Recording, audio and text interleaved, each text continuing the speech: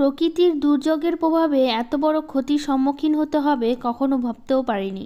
রাধে রাধে বন্ধুরা, কেমন আছো তোমরা সবাই? আশা করি ভীষণ ভালো আছো। আমরা কিন্তু একদমই ভালো নেই। কেন ভালো নেই সেটা তোমাদের আমি বলছি একটু পরেই।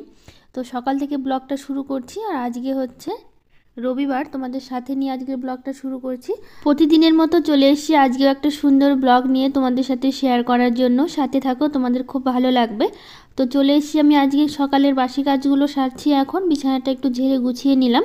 তোমাদের তো আগেও বলেছি, এখনও বলছি, কারণ এই বিছানায় অনেক সময় বাবানের বাবা বসে বসে ল্যাপটপের বসে বসে অফিসের কাজগুলো করে। তো ল্যাপটপটা এখনও আছে, দেখো বিছানায় রেখে দিয়েছি। তো ওটা নিচে মানে টেবিলে রাখতে চাইছিলাম, ওর বাবা বললো রাখতে হবে না, কারণ আমার অনেকটা কাজ এখনও বাকি আছে, কারণ ও সকালবেলা করবে কাজ। আর আজকে এই ঘর থেকে ব্লগটা শুরু করছি, কারণ বাবানার বাবা দুজনেই ঘুমাচ্ছে, এখনও উঠেনি ওরা ঘুম থেকে। কারণ রোজ দিন তো একরকম হয় না, কারণ কোনো দিন সকালে উঠে যায়, আবার কোনো দিন দেরি হয়, কারণ রাত জেগে কাজ করছিল তো ঘুমটা তার জন্য সকালবেলা একটু বেশি। দেখো এখনও মশারি টাঙানো আছে, এখনও কিন্তু শুয়ে আছে দুজনে ঘরে, দেখতেই পাচ্ছ মশারি টাঙানো। আর আমাদের সারা বছরই মশারি টাঙায়, গরম হোক ঠান্ডা হোক, কারণ বাবানের একটু অ্যালার্জি আছে মশা থেকে। তার জন্য আমাদের সারা বছরই আমাদের মশারি টাঙাতে হয়, মশারি ছাড়া একদমই হয় না আমাদের। তো যাই হোক, এদিকে ঘরগুলো ঝাড় দিয়ে নিয়েছি, আর বাসি ঘরটা আমি ঝাড় দিয়ে নিয়েছি, আমাদের যে রুমটা সেটা ঝাড় দিয়ে নিয়েছি। শুধু ঘরে ভিডিওটা করলাম না, লাইট জ্বালাতে হবে, তো আবার যদি উঠে যায় ঘুমের অসুবিধা হবে, তো সেই জন্য আর ওই ঘরে ভিডিওটা করা হয়নি। তো ভাবলাম বাকি ঘরগুলো আর ডাইনিংটা তো করছি, ঝাড় দিচ্ছি আর কি, তো সেগুলো হচ্ছে তোমাদের সাথে শেয়ার করি। তো যাই হোক, ঘরে ঝাড় দিলাম, রান্নাঘর সব ঝাড় দিয়ে এখন বাইরে চলে এসেছি। এখন উঠানটা ঝাড় দেওয়া বাকি আছে। আর কালকে তো প্রচুর বৃষ্টি হয়েছে আমাদের এখানে, আর হচ্ছে এখানে আমি উঠানটা ঝাড় দিচ্ছি। আর এই ছোটো ছোটো ঘাসগুলো না এত থাকে, আর এত এই বৃষ্টি হচ্ছে না কিছুদিন ধরে, বৃষ্টির জন্য তো কদিন আগে তো অনেক দিন বৃষ্টি হলো, মাঝখানে দু একদিন রৌদ্র ছিল, আবার বৃষ্টি শুরু হয়েছে আমাদের এখানে। আর যখন বৃষ্টি হচ্ছে খুবই হচ্ছে, তো ঘাসগুলো একদম তুলে তুলে ফেলে দিচ্ছি আমি, নইলে না, না তুলে ফেললে তখন কি হবে, আরও বেশি হতে থাকবে, তখন না খুব খারাপ লাগে আর কি। আর দেখতে ভালো লাগে না ঘাস থাকলে, ছোটো ছোটো ঘাসগুলো থাকলে। আর এই সবজি গাছগুলো লাগিয়েছি, এই গাছের মধ্যে দিয়ে ঘাস হলে না খুব বাজে লাগে দেখতে। তো যখনই সময় পাই, বা ঝাড় দেওয়ার সময় যাই হোক, যখনই সময় পাই তখনই চেষ্টা করি মানে গাছ বলছি ঘাস তুলে ফেলার। আর কালকে এত বৃষ্টি হয়েছে, গাছটা দেখছি গোড়া থেকে মাটি বেরিয়ে একদম শিকড় বেরিয়ে গাছটা উল্টে পড়ে আছে। তো আমি ওইটা কিন্তু বাইরে লাগিয়েছিলাম গাছটা, তো বাবানের পাপা ঘুম থেকে উঠে গেছিলো, তখন আবার ও আমাকে ডেকে বললো কি যে বাইরে দেখো গাছটা উঠে গেছে, মানে শিকড় বেরিয়ে গেছে, একদম সাদা শিকড় বেরিয়ে গাছটা একদম পড়েছিল, মানে শুয়েছিল মাটিতে আর কি, পড়েছিল। তো ওই আমাকে ডাকলো, তো কাজ রেখে আমি ওর ভাবলাম তাহলে গাছটা আগে লাগিয়ে আসি। তো ওই গাছটা তো বাইরে লাগিয়েছি, সামনে যে টিনের গেটটা আছে ওর বাইরের দিকটা আর কি লাগানো হয়েছে। তো সেই জন্য আবার গাছটা গিয়ে আবার একটু গর্ত করে সুন্দর করে ভেতরের দিকে একটু লাগালাম। দেখা যাক আবার বৃষ্টি হলে কী হয়, এত বৃষ্টি হচ্ছে না, বৃষ্টিতেই হচ্ছে ধুয়ে যাচ্ছে একদম গোড়াটা। এদিকে নয়নতারার গাছের যে ছিল ওখানেও শিকড় বেরিয়ে গেছে, ভাবছি ওখানে মাটি দেবো। তো ঢ্যাঁড়স তুলতে এসেছিলাম, দেখি বেশি ঢ্যাঁড়স ছিল না, ও দুটো তিনটে ঢ্যাঁড়স ছিল। তো যাই হোক, বাইরে কাজ করতে করতে ওরা দুজনেই তো উঠে গেছে, বাবানও উঠে গেছে, তো ভাবলাম বেড কভারটা চেঞ্জ করি। অনেক দিন হলো, এক সপ্তাহ তো প্রায় হয়ে গেল যে চেঞ্জ করা হচ্ছে না, একটু নোংরাও হয়েছে, আর একটু বৃষ্টি হচ্ছে না, বিছানাটা কেমন সাথে সাথে হয়ে থাকে, ভালো লাগে না। তো তার জন্য ভাবলাম বেড কভারটা চেঞ্জ করি। আর এই সাদা বেড কভারটাও না বেশিক্ষণ মানে বেশি দিন থাকে না আর কি, 2 দিন 3 দিন হলেই নোংরা হয়ে যাচ্ছে একদম। আর সাদা কালার তো, যখনই ওই বাবান তো বারবার উঠছে নামছে, যতই পা মুছে উঠতে বলি তবুও, যতই বাড়ির ভেতরে পরিষ্কার থাকুক তবুও একটু নোংরা না হয়ে যায়, কীভাবে জানি না আমি। সবসময় তো ঝেড়ে পরিষ্কার করে মেজে ঘষেই রাখি আর কি, মানে মেজে ঘষে সরি বলছি, মানে মুছে টুছে রাখি আর কি সবসময়। তারপরেও জানি না নোংরা হয় কী করে, পায়ে পায়ে তো চলেই আসে অনেক সময়। তো যাই হোক, এখন ভাবলাম ঘরটা মুছে নিই, আজকে যেহেতু রবিবার ছুটির দিন, তো সকালবেলা এগুলো কাজ না করলে না পরে আর হতে চায় না, কারণ এই রান্নাবাড়ি এটা ওটা করতে করতে দেরি হয়ে যায়।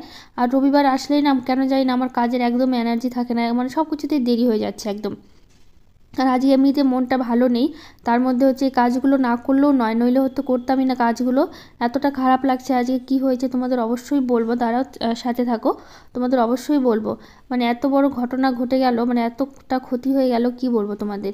তো যাই হোক, এখন ঘরটরগুলো মুছে নিচ্ছি, কারণ এই তোমাদের বললামই না, এটা যদি দুপুরের জন্য পরে রেখে দিই, ভাবি যে পরে করবো, তখন আর হতে চায় না। তার মধ্যে এখন কাজের তাড়া নেই, ছুটির দিন, যে সকালবেলা উঠে আগে রান্না বসাতে হবে, সেরকম কোনো তাড়া নেই দেখে ভাবলাম আগে যেগুলো কাজ আছে সব কাজ করে নিই, তারপরে হচ্ছে রান্নাটা বসাবো। তো এখন হচ্ছে সিঁড়িটা মুছতে চলে আসলাম, তো সিঁড়িটা হচ্ছে লাঠি দিয়ে মুছে নিচ্ছি, অনেক সময় হাত দিয়ে মুছি, আর লাঠি দিয়ে মুছলে না এই ওপরের দিকটা মোছা হয়, কিন্তু ওই নিচের ওই সাইডেরগুলো ওগুলো কিন্তু মোছা হয় না, যে সিঁড়িটা যে নামছে ইয়েটা ওইটা কিন্তু মোছা হয় না। তো সেই জন্য হচ্ছে অনেক সময় লাঠি দিয়ে হাত দিয়েই বেশিরভাগ মোছা হয় সিঁড়িটা। তো আজকে আর ইচ্ছা হলো না দেখে ভাবলাম যে তাহলে লাঠি দিয়ে মুছে নিই। তো বললাম না কি ক্ষতি হয়ে গেছে দেখো। কালকে আমাদের এত বৃষ্টি হয়েছে, পিছনে যে ঘরের পিছনে যে প্রাচীরটা ছিল ওটা ভেঙে, জলের চাপে ভেঙে, আর তারপরে হচ্ছে একদম মাটি টাটি সব ধুয়ে গেছে। দেখো কি অবস্থা, এত বড় ক্ষতি হবে সেটা না সত্যি ভাবিনি। এই প্রাচীরটা আবার ভেঙে আবার নতুন করতে হবে। এই দিকটা ভালো আছে অর্ধেকটা, তারপর এখন দেখছি এদিকেও ফেটে গেছে। এদিকটাও এখন না ভেঙলে মানে না ভাঙলে হবেই না আর কি, ভেঙেই তারপর নতুন করে করতে হবে। এত বড় একটা ক্ষতি হয়ে গেল ভাবো একবার। এত বৃষ্টি হয়েছে রাত্রে, মানে এই এবার যে বৃষ্টিগুলো হলো আমাদের এখানে সব থেকে বেশি কালকে রাতেই, মানে এটা রাত্রেবেলা হয়েছে ঘটনাটা, রাতেই সব থেকে বেশি বৃষ্টি হয়েছে আর এত জোরে ছিল এত বৃষ্টি। তো এই দিকটা এতটা হয়নি আর কি, কিন্তু এই দিকটা না হলো না, ফেটে গেছে আর কি, কিন্তু ওই দিকটা একদম ভেঙে ধসে পড়েছে একদম বৃষ্টির ইসে। এত মনটা খারাপ লাগছে, ভাবছি আবার সে একটা জিনিস নতুন করে করা মাত্র কিছুদিন হলো, কতদিন হলো মানে যখন বাড়িটা ঢোকা হলো আর কি, আমাদের বাড়িটা 8 মাস মতো হলো আর কি, চলছে আর কি 8 মাসের মতো। তো মাত্র 8 মাস হলো নতুন করে প্রাচীরটা এত টাকা দিয়ে করা হলো, সেই প্রাচীর যদি ভেঙে যায় এভাবে তোমরা বলো তাহলে কেমন লাগে। মনটা এত খারাপ লাগছে না কি বলবো। তো যাই হোক, এখন কি আর করা যাবে, কিছু তো করার নেই। তো একটা দিদিভাই কমেন্ট করেছিল যে পুজো দেওয়ার সময় না তুমি এভাবে হচ্ছে ওই মানে ওড়না নিয়ে পূজা দিবা আর কি, এভাবে ওড়না ছাড়া দিতে হয় না। তো সেই জন্য ওড়না দিয়ে পূজা দিলাম, তো মানে ওড়না গায়ে দিয়ে আর কি। তো যাই হোক, এখন কি করবো, কিছু তো করার নেই, যেটা হবার সেটা তো হয়ে গেছে, এখন চেষ্টা করতে হবে যত তাড়াতাড়ি সম্ভব প্রাচীরটা দিয়ে দেওয়া আর কি। তো যাই হোক, স্নান করে কাপড় কেচেছিলাম কিছুটা, কাপড় কেচে আগে পুজোটা দিয়ে নিলাম, তারপরে চলে আসছি কাপড় মেলতে।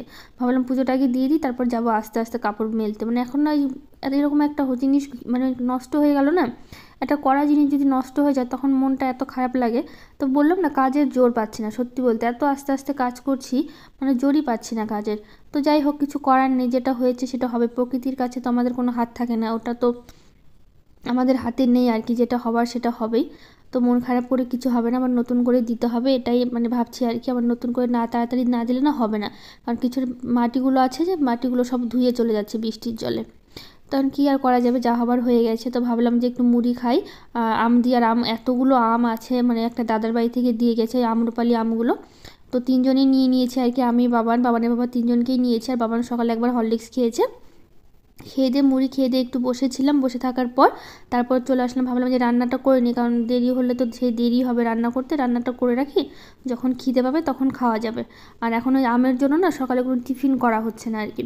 আর আমাদের তো চা খাওয়ার অভ্যাস নাই, তার জন্য চা তো আমাদের হয় না, সকাল বিকাল দুবারের মধ্যে একবারও চা হয় না আর কি। মানে করি না বললেই চলে আর কি, যখন কেউ আসে বাড়িতে তখনই চা করা হয় আমাদের আর কি, তাছাড়া চা করি না। তো ভাবছি একটু ডিমের ঝোল করি, ডিম ছিল ঘরে কয়েকটা, 5টা ডিম ছিল, 5টা ডিমের ঝোলই করবো, ঝোল করবো আর একটু ভাজা করে নেবো, আলু ভাজা করবো। তো সোনালি সাহা দিদিভাই নামে একজন বলেছে যে তোমাকে অনেক অনেক ভালোবাসা, থ্যাংক ইউ। আর ঝুমা কুকিং থেকে দিদিভাই বলেছে খুব ভালো লাগে বন্ধু, সব কাজগুলো গুছিয়ে করো, থ্যাংক ইউ। আর কেআরএস ফ্যামিলি ব্লগ থেকে দিদিভাই বলেছে প্রদীপ থেকে ধূপ জ্বালাতে নেই। ও আমি জানি না দিদিভাই, অবশ্যই থ্যাংক ইউ তোমাকে মানে বলার জন্য আর কি, আমি অবশ্যই এই ভুলটা আর কখনোই করবো না।